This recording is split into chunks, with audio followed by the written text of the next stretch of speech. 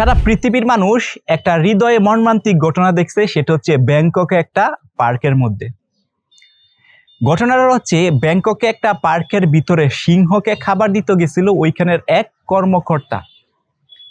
So এই যে কর্মকর্তা এই যে সিংহ যেখানে থাকে, অর্থাৎ পার্কে যেগুলা আছে বা চিড়িয়াখানা যেগুলো বলেন, সেখানে যে সিংহ বা রয়্যাল বেঙ্গল টাইগার বা এই ধরনের হিংস্র প্রাণীকে রাখা হয়, তখন দেখবেন একটা খাঁচার ভিতরে বা একটা ঘরের ভিতরে বা একটা দেয়ালের ভিতরে বা একটা সারাউন্ডিং এরিয়ার ভিতরে সেটাকে সংরক্ষিত এবং হাই রিস্ক এরিয়ার ভিতরে রাখে, যাতে এগুলা লুকায়লয় অর্থাৎ পার্কের ভিতরেই অন্য জায়গায় যাতে না যেতে পারে, সেখানে এরকম একটা ব্যবস্থা করে রাখা হয়।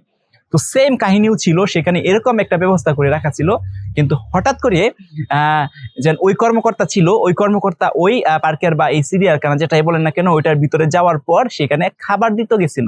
তো খাবার দেওয়ার পরে যে ঘটনাগুলো ঘটে, যে সিকিউরিটি বা যে মেনটেনেন্স করে এবং গাড়ি করে, মানে আপনারা অনেক সময় ভিডিওতে দেখে থাকবেন যে চিড়িয়াখানার ভিতরে দুদিন বাঘ বা সিংহ বা এই ধরনের যে হিংস্র প্রাণীগুলোকে খাবার দেওয়া হয়, সেখানে দেখবেন একটা মানে গাড়ি থাকে এবং গাড়ির চারপাশে লোহার কি বলে সেগুলো রড দিয়া ঢাকা থাকে, যাতে কোনো সিংহ বা কোনো হিংস্র প্রাণী যদি আক্রমণ করে তাহলে সেইগুলাকে বেদ করিয়া বা সেগুলাকে ভেঙে চুরে উল্টায় যাতে এই গাড়ির ভিতরে যে মানুষগুলা থাকে এই মানুষগুলার কোনো রকম ক্ষতি না করতে পারে, এরকম একটা নিরাপত্তা ব্যবস্থা বা সিকিউরিটি দেওয়া থাকে এই গাড়িগুলোর মধ্যে।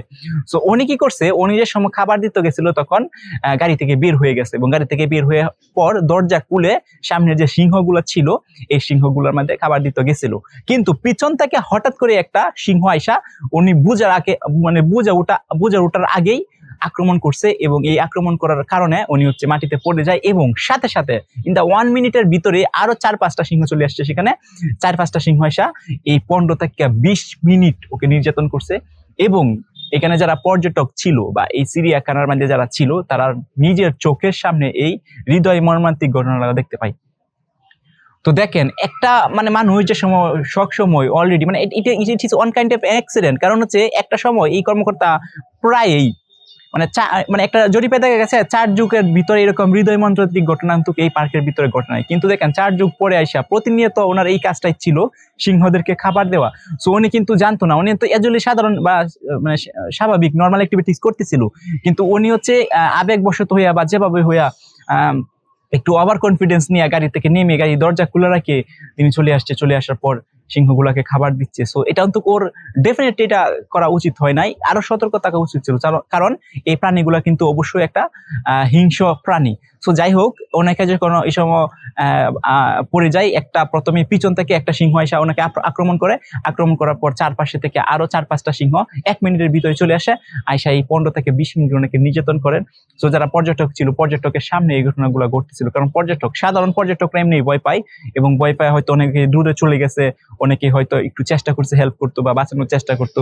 যাই হোক, একটা সময় 15 থেকে 20 মিনিট পর বন কর্মকর্তা বা ওই পাশে এই চিড়িয়াখানার যারা লোক ছিল তারা আসার পর এখানে ওনাকে উদ্ধার করছে এবং উদ্ধার করার পর হসপিটালে নিয়ে যায় এবং খুবই একটা খারাপ সিচুয়েশন আছে ওনার এখন। ওই পার্ক বা চিড়িয়াখানা যেটাই বলেন, সেটার জন্য বন কর্মকর্তা আছে ওই দেশের, এই ব্যাংককের বন কর্মকর্তা এই পার্কটা পরিদর্শন করছে এবং পরিদর্শন করার পর জানতে চাচ্ছে হঠাৎ করে কেন সিংহগুলো আক্রমণ করছে এবং এই সিংহগুলোর মধ্যে কোনো অস্বাভাবিক কোনো কারণ আছে কিনা বা রোগটুক আছে কিনা সেগুলোকে খতিয়ে দেখবে। এবং এখন আপাতত যে এই পার্কটা আছে বা এই চিড়িয়াখানাটা আছে সেটা হচ্ছে একটা রিক্স এরিয়া এবং যেখানে এগুলা ছিল তাদেরকে একটা রিক্স এরিয়া নামে পরিচিত করছে এবং এগুলাকে একটু স্বাভাবিক অবস্থায় রাখার চেষ্টা করতেছে, যাতে এখানে পর্যটক এবার না আসুক এবং এটাকে একটা নিরাপত্তা ব্যবস্থা ডেকে দেওয়া হয়েছে। সো আল্লাহ না করুক যেন এরকম অ্যাক্সিডেন্ট মানুষের সাথে ঘটুক, একটা মানুষের প্রাণ দুদিন চলে যায়, সেটা আসলে অনেক হৃদয় মর্মান্তিক এবং এই ধরনের ঘটনা ঘটলে তো আমরা সবাই শোকাহত হয়ে পড়ি। সো এই ঘটনা শোনার পর আপনার অনুভূতি কি, ডেফিনেটলি আমার এই ভিডিওর কমেন্ট বক্সে কমেন্ট করে জানান। আল্লাহ হাফেজ।